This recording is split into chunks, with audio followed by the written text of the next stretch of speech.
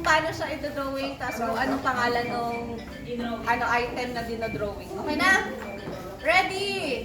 Wait lang yung timer na to. Sa video na lang, ma'am. Video.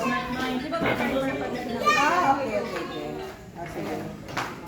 Okay. 1, 2, 3, go. Mag-drawing ka ng isang line sa may right side mo. Straight line, paslant konti. Tapos, i-overlap, mag-drawing ka ng bilog, isama mo yung konti ng right, ay ng straight line. Okay na? Tapos, sa tapat ng bilog, mag-drawing ka ulit ng isa pang bilog, layo mo lang konti. Tapos, na-drawing mo na yung isang bilog. Sa left side mo ah. Diyan pwede magsalita. Go.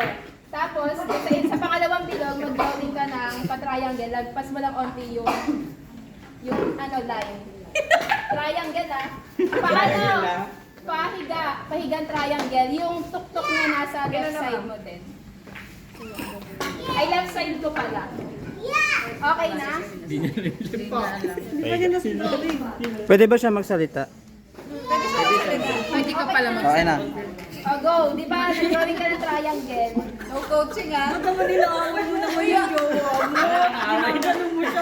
Yari ka mamaya. Go yung line ng triangle. Wala kang ano mamaya. Wala kang Dugtong dinig. ka ulit ng isa pang triangle, pero yung niya, yung straight line na, idugtong mo din dun sa straight line ng isang triangle. Yan na. Paano Tapos po? ilapag mo dun sa Paano? straight line ng slant na line.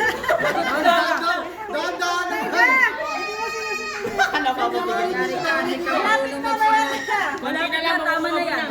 Yan.